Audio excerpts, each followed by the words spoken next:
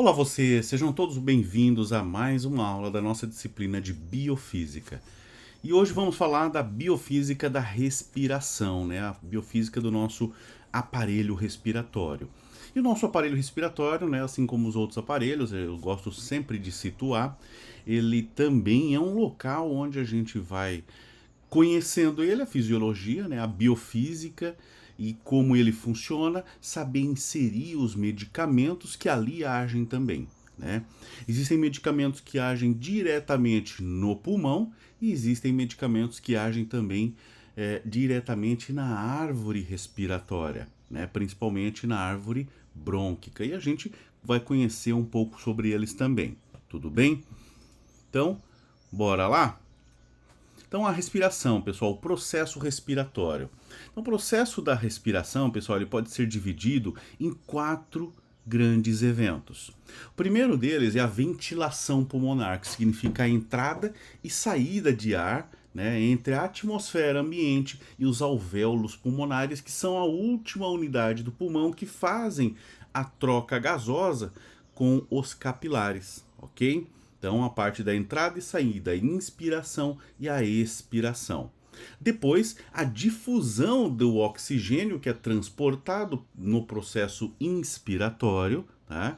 E a saída do dióxido de carbono entre os alvéolos pulmonares, né, a última unidade, e também o sangue. A gente chama esse processo de troca gasosa, onde o oxigênio entra e o dióxido de carbono sai, de hematose. Ok?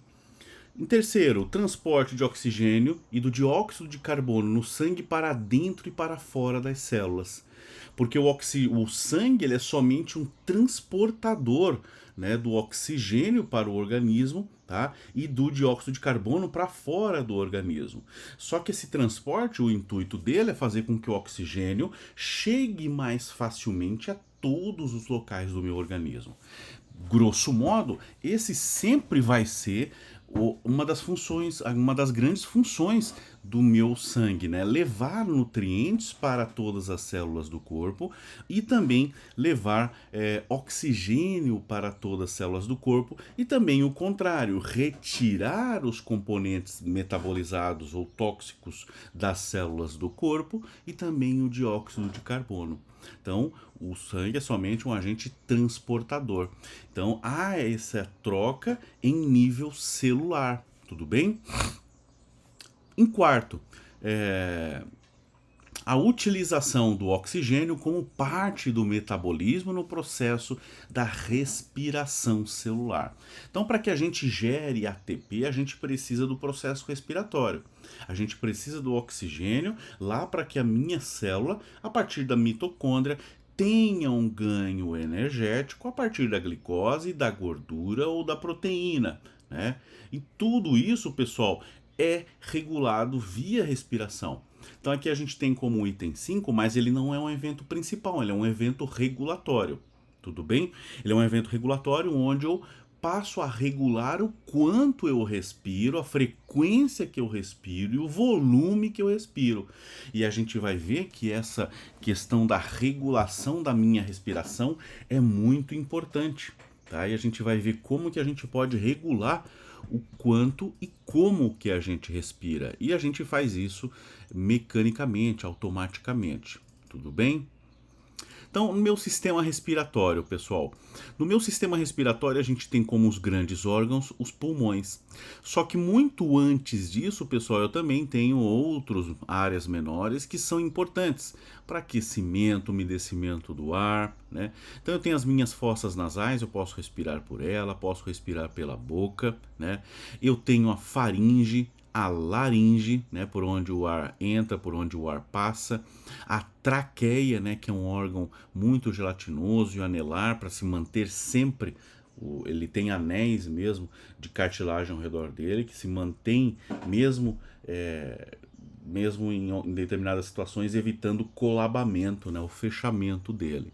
Os brônquios que já fazem parte da árvore pulmonar, né, e os bronquíolos. né, que são a menor unidade desses brônquios, como se fosse uma raiz. Quanto mais distante vai ficando mais fininho. Porém, isso é importante porque vai permitindo a troca gasosa em nível vascular. E a gente tem aqui representando a musculatura, toda uma musculatura que auxilia nesse processo respiratório. Eu tenho o diafragma. O diafragma é o principal músculo da respiração, porque ele expande, né? Ou ele expande e ele contrai a caixa torácica, permitindo assim o ganho de volume do ar que eu inspiro e também o processo expiratório. Só que ele não é o único músculo que participa da respiração, ele é o principal. Mas existem também os meus músculos intercostais que ficam entre as costelas, que eles têm a capacidade de expandir e também de contrair a minha caixa torácica, permitindo a entrada e a saída de ar, tudo bem? Em nível já mais celular, eu tenho aqui os meus alvéolos pulmonares, né, os alvéolos pulmonares, que são a unidade onde o ar chega por último. E aí, ao redor desses alvéolos, eu tenho vários capilares, que são vasos sanguíneos muito fininhos, como também se fosse uma árvore. As últimas ramificações dessa raiz, né, são muito fininhos e permitem a troca gasosa, né, do sangue venoso, transportando o dióxido de carbono, e o sangue arterial, que vai receber o oxigênio, para ir daí lá para a grande circulação que a gente já estudou do meu aparelho circulatório. Tudo bem?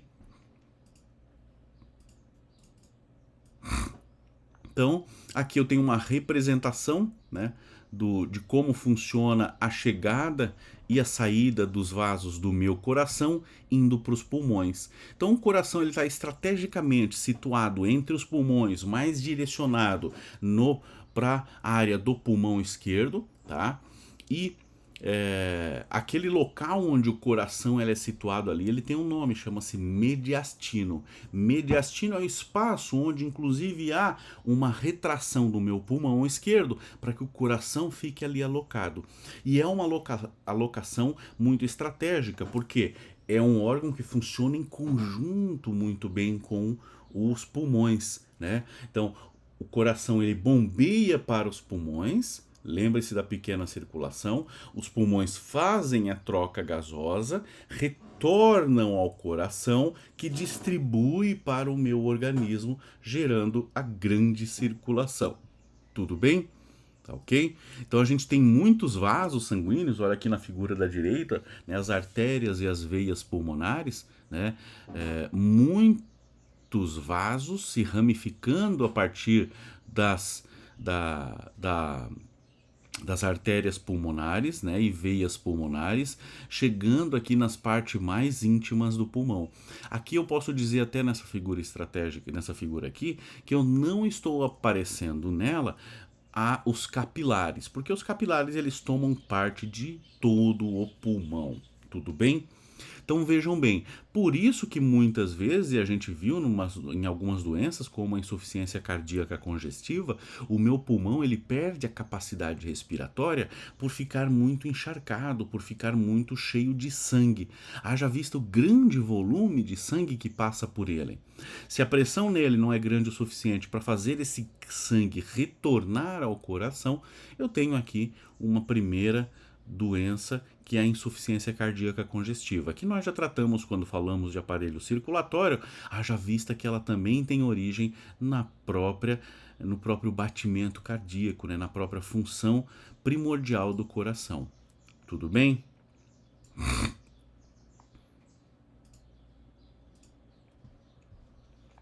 Então, o processo de ventilação pulmonar, que é o processo das trocas gasosas. Então, vamos começar pelas partes mais simples, as partes mais distantes, mais distais, as fossas nasais, né? Elas nada mais são do que duas cavidades paralelas divididas por um septo. E é esse septo que aquelas pessoas que têm problemas de respiração às vezes apresentam, né? Um desvio de septo. Então elas respiram muito bem por uma narina, mas não respiram muito bem pela outra narina. Isso chega a gerar problemas, professor? Gera problema sim, porque a pessoa não tem uma boa performance no seu processo respiratório. Principalmente se ela for um atleta, né, que depende desse processo respiratório, às vezes por uma condição muscular, uma explosão muscular. Então, muitas vezes ela vai precisar passar por um processo cirúrgico. As fossas nasais, elas têm funções, pessoal, que é de filtrar o ar, né? Filtrar o ar, umedecer esse ar, porque muitas vezes ele vem num ar seco. Imagina, a gente mora em diferentes regiões do Brasil, né? Aqui em Mato Grosso do Sul tende a ser muito seco quando não na época de chuvas, né? A umidade relativa chega a 30, 20, 30, 40%. E numa região litorânea, onde a umidade relativa normalmente está ali acima de 80%. São variações muito grandes, só que essas variações elas são diminuídas a partir do momento onde o ar passa pelas fossas nasais e ele é umedecido rapidamente pelas mucosas dessas fossas nasais, porque elas são revestidas por mucosas que estão sempre, assim como são todas as mucosas, úmidas. E da mesma maneira aquecer esse ar. Passamos por diferentes estações de ano, né? De um inverno muitas vezes próximos do 0 graus Celsius até um verão facilmente que chega a 40 graus Celsius, uma amplitude de 40 graus. O que acontece? Eu não vou respirar um ar gelado e vou sentir o ar gelado entrando no meu organismo e congelando o meu corpo, não. Ele também é aquecido no processo respiratório pelas fossas nasais, pelas mucosas. Tudo bem? A faringe, pessoal, a faringe ela é um canal comum ao sistema digestório e também ao sistema respiratório, tá? A faringe, que lá na frente vai se separar, tudo bem? Então ela comunica-se com a boca e com as fossas nasais. O ar ele é inspirado pelas narinas, passa pela faringe, né? Antes de chegar na laringe, que é a continuidade que vai dar origem que vai chegar aos pulmões. A laringe, a entrada, é uma parte do meu organismo, do meu sistema respiratório e digestório, onde eu tenho a glote, né, que faz o fechamento. No momento que eu vou respirar, ela se fecha, no momento que eu estou falando, ela se abre. Tá? Acima dela existe uma cartilagem denominada epiglote, que inclusive é um dos locais onde o meu organismo tem alta sensibilidade histamínica, né? Então, se eu tenho uma alergia muito grande, é muito provável que num processo alérgico extremo agudo eu tenha um edema de glote, que é o entumecimento, o crescimento dessa glote, que fecha a minha cavidade e me impede de respirar, e a pessoa então tem que tomar um medicamento para poder retornar. Senão ela morre asfixiada pela própria glote dela. Desculpa, pessoal. Quando nos alimentamos, então, a laringe sobe, a sua entrada é fechada pela epiglote. Isso impede que o alimento entre e penetre nas vias respiratórias. Tá? As nossas vias respiratórias elas são altamente sensíveis a qualquer substância que não seja o ar, tá? Ou que não seja gasosa. Até porque medicamentos entram ali na forma gasosa, né? Anestésicos na forma gasosa, né? Broncodilatadores na forma gasosa, tudo bem? E hoje tem se desenvolvido até insulina na forma gasosa. Porém, pessoal, para substâncias sólidas ou semissólidas ou líquidas, ele é altamente sensível. Por isso que quando a gente se afoga, a gente tosse muito para expelir aquela substância lá dessa região. Tudo bem? Porque se um grão de arroz cair dentro, você está se alimentando e um grão de arroz cair dentro da árvore respiratória do pulmão, é muito provável que ele leve a um processo infeccioso que é gravíssimo. Tudo bem? Imagina ter que passar por uma cirurgia para retirar isso, sem falar que uma infecção pulmonar é uma das piores infecções possíveis, porque diminui a capacidade respiratória, diminui a energia que o corpo gera, e a possibilidade de retornar dessa infecção ela é cada vez mais diminuída pelo comprometimento que a gente vai tendo do meu organismo. Por isso que as pneumonias elas são tão preocupantes. Tudo bem? O epitélio que reveste a laringe apresenta pregas e a partir dessas se formam as cordas vocais, né, capazes de reproduzir sons pela passagem do ar. Tudo bem? Aqui eu tenho aparecendo a epiglote, né, que fecha aqui, e é ela aqui que a glote, né, que vai entumecer e que vai fechar esse canal. Então, tudo bem? Professor, existem daí medicamentos que diminuem esse efeito? Sim, tanto o medicamento antihistamínico, né, mas ele demora um pouco mais para fazer efeito, assim como os agonistas adrenérgicos vão fazer a expansão dos brônquios, né, da traqueia, facilitando o processo respiratório e diminuindo o tamanho da glote. Tudo bem? A traqueia, pessoal, já. Então, da laringe eu vou para a traqueia. Daí a traqueia já é um tubo específico, tá? Específico do aparelho respiratório. Tá? Enquanto a laringe ainda divide ali o que vai para o estômago, o que vai para o pulmão, a traqueia já é específico do meu aparelho respiratório. É um tubo de aproximadamente 1,5 centímetros de diâmetro, né? De diâmetro, tá? Por 10 a 12 centímetros de comprimento. As suas paredes são reforçadas por anéis cartilaginosos, impedindo que elas se choquem e fiquem coladas, né? Como se fosse porque elas são muito úmidas, se elas se encostarem, elas se colavam. Se elas colavam, a gente não consegue respirar, tá?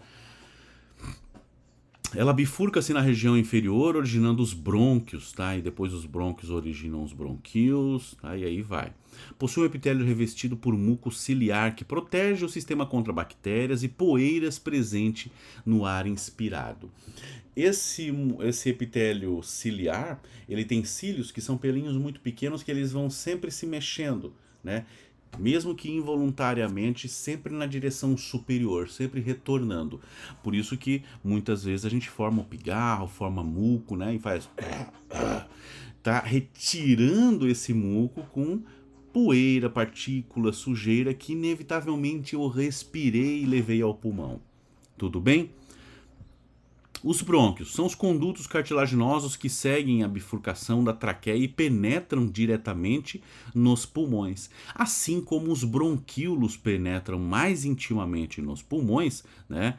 E o conjunto altamente ramificado de bronquíolos é conhecido como árvore brônquica ou árvore respiratória, que é o local onde há de fato as trocas gasosas, através dos alvéolos pulmonares. É o local onde ocorre então a hematose. Tudo bem?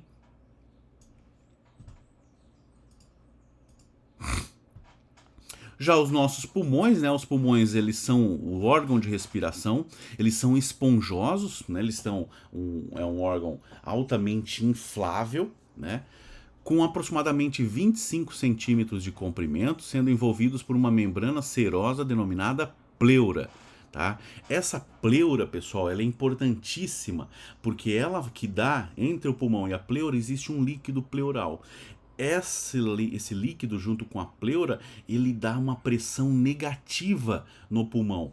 Isso faz com que o meu pulmão ele sempre se infle, mesmo eu não solicitando que ele se infle, naturalmente, através da diferença de pressão que existe entre o ar atmosférico, de aproximadamente 10 atm de pressão, tá? 9,8 atm de pressão, 10 atm, 1 atm de pressão, desculpa, 1 atm de pressão, a pressão dele é inferior, é uma pressão negativa. Então, automaticamente, mesmo que eu me force a não respirar, tá? Automaticamente a pressão negativa lá tenta se igualar com a pressão aqui fora de 1 atm e ele faz o processo de inspiração, tá? Professor, ele se iguala à pressão externa, ele se iguala e depois ele inclusive fica superior à pressão externa. Por isso que também o processo de expiração, ele é também um processo mecânico que ocorre mesmo que eu não precise comandar. Tudo bem? Então essa pleura ela é muito importante. Quando há o rompimento dessa pleura, há a perda dessa capacidade de controlar a inspiração e expiração. Não é uma perda total, porque o processo de respiração também é comandado pelo meu cérebro, tudo bem? Só que essa parte da ação mecânica da respiração através da diferença de pressão com a pressão externa atmosférica, ela se perde e deve, obrigatoriamente, através de um processo cirúrgico, ser corrigida. Tudo bem? Os alvéolos, pessoal. O alvéolo, então, vai ser ali a última unidade do pulmão que vai fazer a hematose, que é a troca gasosa. Ele é uma bolsa circulada de vasos sanguíneos muito pequenos, chamados capilares. Tá? Nos capilares a gente tem um vaso sanguíneo, uma veia, nós temos artérias e veias tão pequenininhas, que facilmente elas conseguem fazer essas trocas gasosas. E a gente tem esses capilares por todo o nosso organismo. No último momento ali onde o vaso sanguíneo chega próximo dos tecidos, a gente tem essa troca gasosa e também a troca de nutrientes que estão na corrente sanguínea para os tecidos, feitos através desses vasos sanguíneos muito pequenos, que são conhecidos como os capilares, ok? Então eu tenho aqui o final de uma árvore brônquica, né, com os alvéolos pulmonares. E aqui os músculos que são importantes para o meu processo respiratório, né, além do diafragma que a gente já falou. Os músculos inspiratórios são os que estão em preto e os expiratórios são os que estão em roxo. Eu tenho o esternocleidomastoideo, né? O esternocleidomastoideo é um músculo que liga o meu externo ao pescoço, tá? Então ele é inspiratório. Eu ativo ele no momento que eu inspiro. Os escalenos e os intercostais, que são muito importantes, além do diafragma. Né? O diafragma é um músculo que ele consegue empurrar o pulmão para dentro e trazer o pulmão para fora, ampliar a caixa torácica ou diminuir a caixa torácica no processo inspiratório ou expiratório. Tá?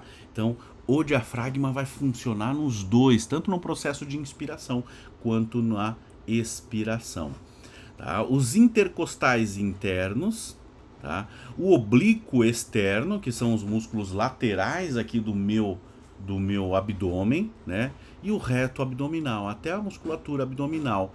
Tanto é que muitas vezes a gente fala, principalmente quem faz meditação, de fazer uma respiração abdominal, né? Aquela de encher a barriga e diminuir a barriga, encher a barriga, diminuir a barriga. Porque os músculos abdominais, eles também participam do processo respiratório.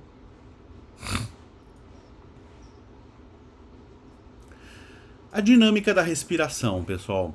Os pulmões, assim como o coração, são órgãos muito importantes para o nosso organismo, assim também como o cérebro, né? O cérebro ele fica numa caixa craniana altamente fechada e que tem a capacidade de receber e absorver muitos impactos sem gerar dano ao próprio cérebro. Não é diferente, muito embora existam variações, com os pulmões e o coração. Eles ficam localizados numa caixa onde eu tenho um sistema ósseo de proteção. Ele não é completamente fechado como o crânio, porque ele precisa ter maleabilidade para dilatar essa caixa e diminuir essa caixa, dilatar a caixa no processo inspiratório e diminuir essa caixa no processo expiratório. Essa caixa é a caixa torácica, né? Onde as costelas são levantadas e o externo é projetado para frente pela contração dos músculos intercostais externos, né? Então a caixa torácica se expande, tá? Trazendo o ar para dentro. Aí o diafragma ele se contrai, se movendo para baixo, fazendo com que o volume ele aumente o suficiente, entre bastante ar, faça troca gasosa, a hematose, né? E daí depois o contrário ocorre, a caixa se contrai, o diafragma sobe para que eu expila o ar. Olha só, essa é a dinâmica da respiração. Então por isso que a gente fica num local, os órgãos principais como os pulmões, onde eu tenho essa capacidade. Para eu ter essa capacidade, eu não posso ter um sistema ósseo fechado, por isso que eu tenho costelas, né? Então se você um dia se perguntou por que você tem costela, né, e não uma junção muscular digamos, uma junção óssea única como é a do crânio, que tecnicamente, num primeiro momento, a gente poderia pensar que seria mais proveitoso, né, por proteger mais fielmente esses locais. É justamente por isso, porque as costelas tendo músculos entre elas, esses músculos eles têm a capacidade de contrair ou de dilatar, fazendo o processo respiratório, ajudando na expansão da caixa torácica. Tudo bem? Por isso que inclusive também tem pessoas que retiram algumas costelas, né? E esse é um problema, né? Quando ela retira a costela, principalmente as costelas flutuantes, que são aquelas costelas que não têm ligação com o meu externo, elas são ligadas na minha coluna vertebral e depois finalizam flutuando na frente, né? Elas também têm essa função, por isso que elas finalizam embaixo. Elas flutuam porque elas protegem para baixo ou para cima da última parte ali da base do meu pulmão, tá? E é por isso também que é tão importante quando uma pessoa sofre um acidente, ela tem uma fratura de costela, de impedir que essa costela adentre dentro do pulmão, perfurando um pulmão ou perfurando a pleura, diminuindo a capacidade de gerar pressão negativa e aí sim fazer a troca gasosa. Tudo bem? Com relação ao ar que a gente respira, pessoal, não pense que a maior parte é oxigênio, né? A maior parte do ar que a gente inspira, ele é nitrogênio. A gente leva o nitrogênio para dentro, leva o nitrogênio para fora, sempre na mesma proporção, porque a gente não utiliza ele. O nosso corpo não utiliza o nitrogênio. 79% do ar inspirado é nitrogênio, assim como 79% do ar expirado, ele é nitrogênio também, tá? Porém, pessoal, o nitrogênio ele não causa mal algum ao meu organismo, até porque o nitrogênio ele é um gás redutor, ele não é um gás oxidante. Tudo bem? Normalmente os gases redutores eles protegem os sistemas. Se eu estou fazendo um processo químico, um gás redutor não vai impedir que qualquer coisa interaja com aquele processo químico durante uma síntese química. Nem o próprio gás interage. Agora, gases oxidativos, como o oxigênio, eles vão interagir, assim como interagem, né? Na minha pele, no meu sistema fisiológico, fazendo um envelhecimento celular. Isso mesmo. A gente envelhece porque respira, mas não tente ficar sem respirar. Tudo bem? No ar inspirado eu tenho quase 21% de oxigênio e retorna quase 16%. Então eu uso pouco mais do que 5% do ar inspirado, né? Então, e o CO2 ele entra 0,04 e sai em torno de 5%. Então, uso 5% para ganhar oxigênio e retorno 5% de CO2. Isso é um equilíbrio, né? E a água, pessoal, no ar inspirado vem pouca água, porém no ar expirado vem muita água, 6,2%. Por quê? Porque é no processo da respiração um dos mecanismos pelos quais eu controlo a minha temperatura corporal. Né? Então eu posso dizer que como que um ar-condicionado age? Retirando a umidade do ar. Se eu retiro a umidade do ar, o ar perde a capacidade de ficar trocando temperatura entre as partes e a temperatura tende a cair. Então a temperatura do meu corpo ela se mantém estável ou se reduz a partir da perda de água através do ar expirado.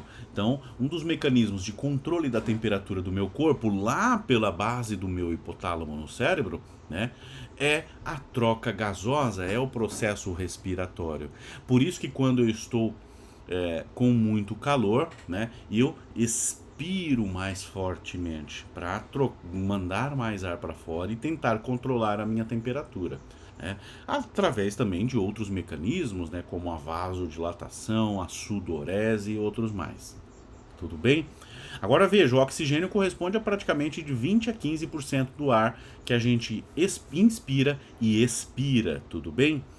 Professor, aqui não tem monóxido de carbono, CO. Por quê? Porque o CO, o monóxido de carbono, ele é altamente tóxico para o meu organismo, ele não costuma estar no ar, ele só vai estar no ar se eu gerar um processo de queima irregular, né, uma queima incompleta, né, Porque todo o processo de queima lá ao final da equação leva à formação do quê? Do meu composto carbonizado mais água mais CO2. Se esse processo de queima ele é um processo de queima irregular, onde faltou o oxigênio como agente comburente dessa queima, o que vai acontecer? Vai formar não só dióxido de carbono, mas monóxido de carbono, CO, que vai levar a um processo de intoxicação, porque o CO ele se liga de forma covalente, né, a minha hemoglobina, fazendo com que eu não consiga mais ter troca gasosa e a pessoa venha a falecer por hipóxia. Tudo bem? Então vocês podem, normalmente no inverno a gente ouve, infelizmente, aquelas notícias onde a pessoa, sem muitos recursos financeiros, no ambiente que ela estava, ela colocou uma latinha de metal com um pouco de álcool dentro e colocou fogo dentro. Um ambiente fechado. Ela respirando, ela vai consumindo oxigênio, vai faltando oxigênio para queimar aquele álcool e vai chegar um momento onde a queima do álcool vai formar o monóxido de carbono, então a pessoa vai falecer, tá? Por hipóxia, por anóxia, por não ter mais oxigênio para respirar, tá? Ela morre lentamente, ela nem percebe que está morrendo, tá? Volumes e capacidades pulmonares. Meu volume pulmonar, pessoal, quando eu expiro, jogo tudo para fora, normalmente ainda sobra um volume de 1,2 litros. Quando eu inspiro, né? Quando eu inspiro, pessoal, tá? Ele fica ali entre 2,4 e 2,9 litros. Quando eu inspiro e expiro normalmente, 2,9, 2,4. Então significa que eu coloco ali para fora mais ou menos meio litro de ar. Coloco meio litro de ar para dentro e meio litro de ar para fora. Quando eu faço uma inspiração profunda, isso pode chegar a 5 litros. 5 litros. 5 litros para 2,4 litros para fora, tá? Então essas são as capacidades pulmonares. Eu tenho meu volume residual, que mesmo eu tentando jogar tudo para fora, sobra ainda em torno de 1,1 litro, 1,2 litros. O volume de reserva respiratório, que é o que faz com quando a gente entra em apneia, tranque a respiração, a gente ainda tenha durante ali um prazo de 3, 4, 5 minutos trocas gasosas, né? O volume corrente, que fica entre 2,4 e 2,9 litros, e o volume de reserva inspiratória, quando eu faço a minha respiração profunda. Tudo bem? Então aqui, ó, em nível final dos capilares, né? Eu tenho aqui um capilar levando dióxido de carbono para os alvéolos e recebendo dos alvéolos os oxigênios para a corrente sanguínea. Esse é o processo de hematose, que ocorre lá na última parte da árvore brônquica, né, no bronquíolo, que é revestido que finaliza nos alvéolos, que são revestidos de artérias e veias. Tá? As veias trazendo sangue com CO2, tá? E fazendo com que o CO2 entre aqui no bronquíolo, pelo brônquio, faça o processo reverso pela traqueia e saia no processo da expiração. E as artérias recebendo sangue arterial, né? O sangue, o oxigênio que vem pela traqueia, passa pelo brônquio, pelo bronquíolo, chega aos alvéolos e entra nessa artéria para oxigenar o meu organismo. Então tá aqui, ó. Então tá aqui no lado esquerdo aqui dessa figurinha, desse quadrado, é como se fosse um alvéolo, né? Um alvéolo, tá? E aqui do lado direito o capilar, tá? O alvéolo e o capilar, tá? Então veja aqui um eritrócito, né? Um eritrócito que é uma célula sanguínea cheio de CO2. Então ele está vindo com CO2, ele libera o CO2 que entra no alvéolo para ser expelido pelo pulmão e o alvéolo traz o oxigênio que entra na hemácia e a hemácia então fica carregada de oxigênio, mudando a cor aqui para rosa e leva esse oxigênio para o organismo todo. Tudo bem? Então a hematose, ela é nada mais pessoal, do que a difusão do oxigênio e CO2 entre alvéolos pulmonares e capilares sanguíneos, né? O capilar sanguíneo é a última unidade, tá? Que se dá graças a diferenças de pressões parciais desses gases no sangue e nos alvéolos. Olha só, pessoal, o que seria essa diferença de pressão parcial? Quando eu inspiro, você viu lá naquela tabelinha que no processo de inspiração vem muito mais oxigênio do que o CO2. Então a pressão de oxigênio está muito alta dentro do processo inspiratório desse ar. Quando ele chega lá no alvéolo, o que vai acontecer? A pressão do oxigênio era em torno de 20% quando eu inspiro. Eu tinha 20% de oxigênio. Lá no sangue, no processo expiratório, quando ele traz o sangue cheio de CO2 e com pouco oxigênio, o oxigênio está em 15%, a gente viu na tabelinha. Então aqui está 20% no alvéolo, na corrente 20% no alvéolo, 20% no alvéolo, 15% na corrente sanguínea. Aqui está mais. O que vai acontecer? Difusão daqui para cá até se igualar. E na corrente sanguínea eu tenho muito CO2, menos CO2 do que CO2 dentro do alvéolo. A pressão de CO2 na corrente sanguínea vai fazer com que o CO2 passe pelo mecanismo de difusão, sem precisar gastar energia para isso, do capilar para o alvéolo, de forma a fazer essa troca gasosa. Então, diferenças de pressões, né? Vejam bem. Então, essa tabelinha lá, ela explica isso, né? Essa tabelinha aqui explica isso. Olha só. Eu tenho um oxigênio em torno de 21% no alvéolo quando eu inspiro e 15% na corrente sanguínea. É óbvio que ele vai passar daqui, dos 20% para o 15% de forma a igualar, tá? Por difusão. E o contrário também ocorre com o CO2. Né? Eu estou com ele em 5% na corrente sanguínea, né? E o que acontece? Ele tem 0,04% no ar inspirado. Então ele vai passar do alvéolo, do capilar, para o alvéolo saindo do meu organismo. Tudo bem? Então, essa tabelinha aqui explica essa diferença de pressão dos gases, que faz com que o processo de trocas gasosas seja automático. Já o transporte de oxigênio no meu corpo, pessoal, ele é feito pela hemoglobina, tá? Formando oxihemoglobina. Então eu tenho aqui, ó, a hemoglobina mais o oxigênio que eu inspiro, formando a oxihemoglobina, tá? Uma pequena parte dela é diluída no sangue. E a pressão parcial de oxigênio é maior no sangue do que nos tecidos, ocorrendo a difusão do oxigênio na mesma proporção do sangue para os tecidos. E quando a pressão de CO2 dentro dos tecidos for maior do que no sangue, a saída do CO2 dos tecidos para o sangue. Tudo bem?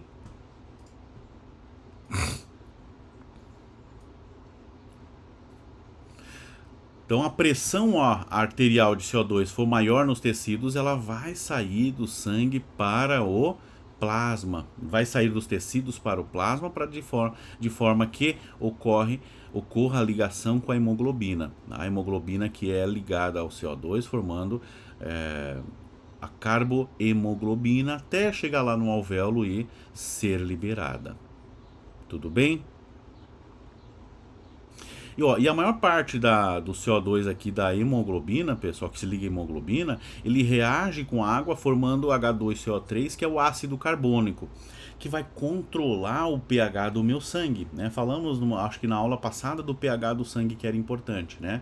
E que o ácido carbônico, a partir do processo respiratório, ele controla isso.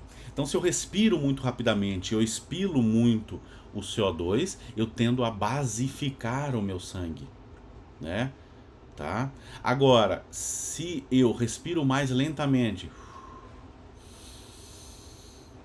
segurando a respiração, eu tendo a ficar com mais CO2 no meu organismo, formando mais ácido carbônico, acidificando o sangue. Então eu já posso daí presumir que, acidificando o sangue, eu tenho um processo mais de acalmar o meu organismo. E quanto mais eu basifico o sangue, mais eu agito o meu organismo. Então, tudo bem? Tanto é que no processo, quando eu estou agitado, eu respiro muito rapidamente. Você tem que apresentar um trabalho, né, tete a tete com o professor, né, da maneira antiga. No que vem vamos voltar para isso, se Deus quiser, né? Você começa a ter uma aceleração dos batimentos cardíacos, uma aceleração do processo respiratório, o seu sangue vai basificar e você vai ficar cada vez mais nervoso. Por isso que o mecanismo é parar aí, respirar lentamente, ou se você está respirando muito rapidamente, né? O que a gente já viu nos filmes, pega uma sacolinha de papel e respira dentro da sacola, porque você respirando dentro da sacola, quando você expira um gás cheio de CO2. Então você vai ter uma maior concentração de CO2 que está sendo inspirado também. Então, jogando mais CO2 para dentro para formar mais ácido carbônico para acidificar o sangue para gerar um processo de calmaria, de tranquilidade. No interior dos eritrócitos, pessoal, das minhas células sanguíneas. Então eu tenho o CO2 mais a água, né, formando pela anidrase carbônica, que é uma enzima, formando o ácido carbônico, tá? E no pulmão, eu tenho aqui já o, o, o próton, né, mais o ácido, formando o ácido carbônico e depois separando no alvéolo e depois quebrando esse ácido carbônico em água mais CO2. O ácido carbônico nada mais é do que a reação da água com o CO2, tudo bem? E isso existe em equilíbrio. Tá? A gente vai formando o ácido carbônico e quebrando o ácido carbônico sempre para tentar manter o pH da corrente sanguínea dentro daquela faixa que é ideal e que não pode ficar variando, tá? Então, da hemoglobina, eu tenho a oxihemoglobina, que ela está oxigenada, e a desoxihemoglobina, que não está oxigenada. Tá? A dissociação da oxihemoglobina tem um efeito do pH, e aqui o pH está escrito de maneira errada, tá, pessoal? Foi corretor aqui do computador. O pH se escreve com P minúsculo e H maiúsculo, de potencial hidrogênio iônico. Tá? Também vai ter efeito na temperatura, né? Como eu falei para vocês, o processo respiratório ele influi na temperatura do meu corpo, haja vista eu expeli mais ou menos água, tudo bem? E a respiração intracelular. Então, eu respiro, entra pelos minhas fossas nasais, passa pela laringe, passa pela traqueia, passa pelo brônquio, passa pelo bronquíolo, chega aos alvéolos, faz troca gasosa com os capilares, cai na corrente sanguínea. Pela diferença de pressão dos gases CO2 e oxigênio, faz troca gasosa com os tecidos, até que chega no momento que entra dentro da célula. Dentro da célula, esse oxigênio, né, ele vai ser um substrato importante no processo de quebra da glicose dentro do meu arcabouço de energia do meu organismo, que é a mitocôndria. Dessa reação do oxigênio ajudando a quebrar a glicose, vai formar o ATP, trifosfato de adenosina, e liberando o gás carbônico, que vai aumentar dentro da célula até chegar o momento onde ele passa a corrente sanguínea e faz todo o trajeto reverso. Vai da célula para a corrente sanguínea, da corrente sanguínea para o alvéolo, do alvéolo para o bronquíolo para o brônquio para a traqueia, traqueia para a laringe expelindo pela boca ou pelo nariz. Tudo bem? Então eu tenho aqui, ó, oxigênio mais a glicose, C6H12O6, né? Formando CO2 mais água, que vai gerar aqui um equilíbrio na formação do ácido carbônico e da quebra desse ácido carbônico, mais a energia, que é o importante para mim, tá? Então, desse processo respiratório leva à formação de energia pela mitocôndria. Pensem numa célula muscular. Quando eu tenho necessidade de formar energia pela célula muscular, que eu estou utilizando ela como num exercício, eu preciso do oxigênio para formar energia, mas se eu não tenho oxigênio, eu também tenho formação de energia, porém uma quantidade muito menor, através de uma respiração anaeróbica, sem oxigênio, formando ácido lático, que vai levar à lesão muscular, que vai doer no outro dia, nada tão grave, né? E o controle da respiração é feito automaticamente pessoal, a regulação da respiração, por um centro nervoso localizado no bulbo do meu cérebro, de onde partem os nervos e estímulos responsáveis pela contração dos músculos respiratórios, sem eu precisar comandar. Muito embora eu tenha dois controles, eu posso também comandar. Estou agora conversando com vocês, né? Estou dando essa aula e eu não estou precisando me lembrar de respirar. Isso é muito importante. Não preciso lembrar de respirar enquanto eu estou dormindo. Olha só, isso é para manutenção da vida. Porém, eu consigo mandar a informação ao meu cérebro de que eu quero respirar mais rápido, mais profundamente, e eu assim posso fazer. Por quê? Porque o meu organismo ele também se preocupa em eu preparar ele para alguma situação. Então, se a gente está nervoso, a gente respira fundo, como forma de oxigenar, acalmar o organismo e tudo mais, tá? E o principal mecanismo de regulação ele depende da concentração de CO no sangue, pela formação do ácido carbônico. Quando ocorre uma maior formação desse gás, aumenta a quantidade de próton no sangue, provocando uma diminuição do pH pela ação da anidrase carbônica e levando a um aumento do ácido carbônico. Nisso, rapidamente o bulbo é sensibilizado, fazendo com que a pessoa respire com mais frequência, né? O que ocorre quando a gente não respira? Ocorre a hipóxia, né? A hipóxia, hipo, de pouco, é uma diminuição da oxigenação dos tecidos. Pode ocorrer a hipóxia por estagnação, né? O estrangulamento é um tipo de hipóxia, né? Ou quando eu mesmo paro de respirar, a apneia leva a um processo de hipóxia. Então, quando eu faço mergulho de apneia e eu paro de respirar, eu estou tendo uma diminuição da oxigenação dos meus tecidos. A gente consegue ficar, um adulto, em média, uma criança, uma pessoa, consegue ficar em média 5 minutos sem respirar.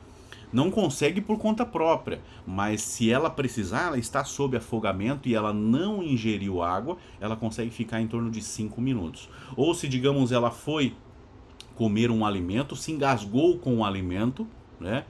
E ficou 5 minutos sem respirar. Existe a possibilidade de ela retornar à vida sem sequelas, tá? Mas não é garantido. A partir de 3 minutos já começa a ter uma grande chance de ter sequelas pela falta de oxigenação em alguma parte do cérebro, tá?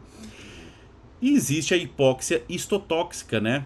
Como são aquelas de envenenamento, né? Como o cianeto, cianureto e derivados, tá? E existe também a redução da ventilação pulmonar, como na bronquite, no enfisema. No enfisema, o meu pulmão, pessoal, que ele é um tecido esponjoso, ele começa a ficar fibroso. Quando ele fica fibroso, tá? E isso pode ocorrer pelo uso de cigarros durante muitos anos, tá? Pode ocorrer a partir de uma infecção pulmonar, onde eu tenho perda da capacidade respiratória. Tem ocorrido muito agora, né, nessas épocas de Covid, né? A pessoa ela perde a capacidade pulmonar. Então a gente vê que pessoas que pegaram Covid se recuperaram, né, e tiveram um agravamento do seu estado. Hoje ela não tem mais uma capacidade de 100% do processo respiratório, mas ela tem uma capacidade de 80%, 70%, 60%, que pode ou não retornar, tá? Existem muitos casos onde não houve o retorno, inclusive acompanho atletas, né, que tiveram prejuízo da sua performance porque pegaram Covid e hoje já não tem uma capacidade respiratória de 100%, tá? E pode ocorrer também pela bronquite, né, que é uma inflamação dos brônquios, onde há uma produção muito grande de muco, diminuindo a capacidade de ele levar o gás lá para dentro, tá? Tudo bem? Ou ainda pela diminuição dos brônquios, tá? Fazendo com que o volume de ar ele tenha um espaço menor para passar, logo o volume de ar que passa ali também vai ser diminuído, tá? Pode ser controlado por medicação. Eu utilizo um agonista alfa-adrenérgico que vai fazer uma dilatação daqueles tecidos lá. Um exemplo são as bombinhas, tá? Ou diminuição da tensão atmosférica, né, ao ter um ar rarefeito. As pessoas que vão subindo em altas pressões, em altas altitudes, né, tipo subir uma montanha, subir o Everest, por isso que eles sobem em etapas. Por que sobem em etapa? Se vai diminuindo a quantidade de ar que existe, né, diluído no meio ambiente. Aqui a gente tem um ar onde eu inspiro em torno de 20%. Quando eu vou subindo, esse ar vai diminuindo o oxigênio, tá? Por que eu subo lentamente? Porque eu também vou instigando o meu organismo a produzir mais hematócrito, tá? Produzir mais hemoglobina para que o pouco de ar, de oxigênio no ar que eu inspiro, ele seja captado. Porque a gente viu que dos 20% que a gente inspira aqui, na pressão de 1 atm, normalmente a gente usa só em torno de 5 a 6%. Tá? Posso utilizar 7, 8, 9, 10%, mas para isso eu preciso ter mais células sanguíneas e mais hemoglobina. E o meu organismo ele vai produzindo isso através de um feedback positivo, caso haja necessidade.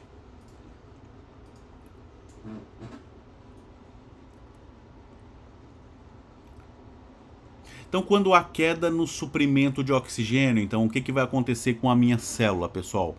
Cessa a fosforilação oxidativa na mitocôndria, né? A fosforilação oxidativa, que é o processo de quebra da glicose a partir da presença do oxigênio, por isso que se chama fosforilação oxidativa, queda dos níveis então de ATP, né? Há uma desativação da ATPase, né? Sódio potássio dependente, aumento da concentração intracelular de sódio, né, um influxo de água para o interior da célula, tá, com um edema celular, a minha célula incha, tá, ocorre o edema celular.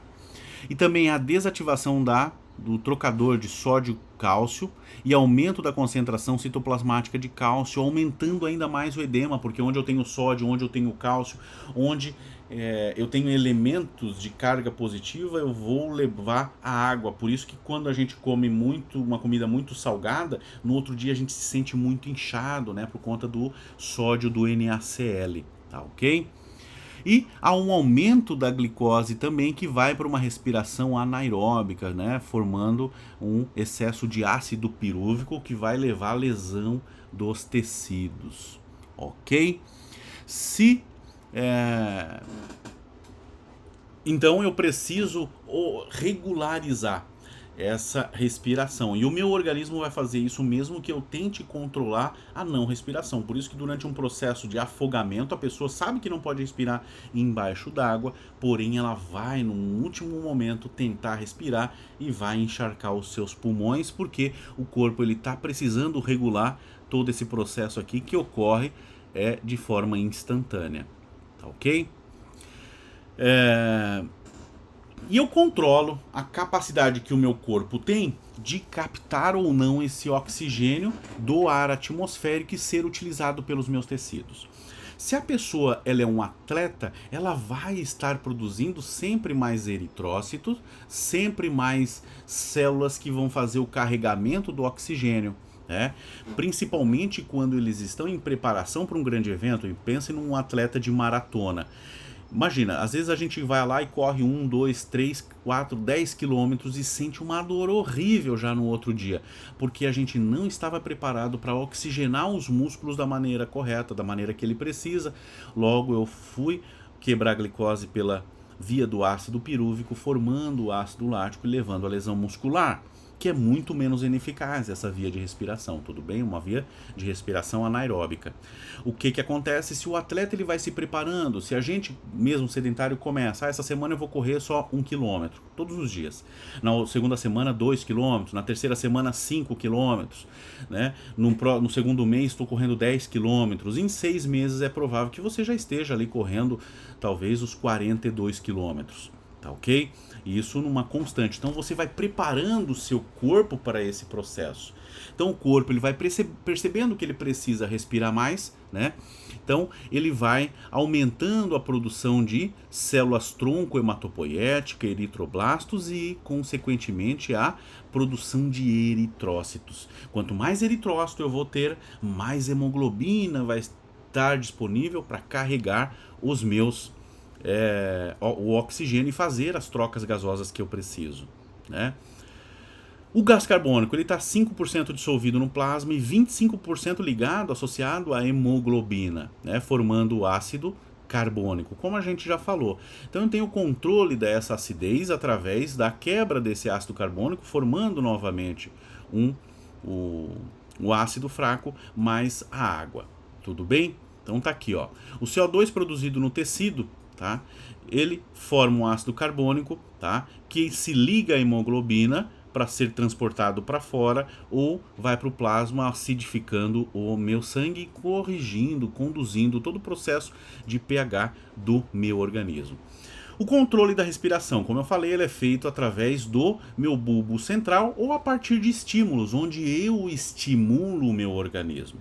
E esses estímulos também podem ser diretamente da concentração de oxigênio ou dióxido de carbono diluídos no sangue, né? Um aumento do teor de CO2 no sangue faz com que eu inspire mais profundamente, levando mais oxigênio.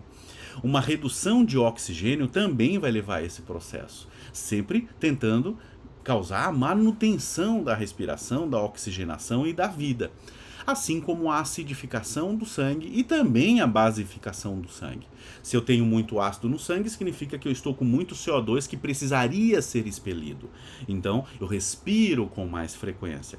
Se eu tenho uma basificação do sangue pela diminuição do ácido carbônico, eu tenho muito pouco CO2 no sangue, então eu inspiro e expiro mais lentamente de forma a controlar esse processo.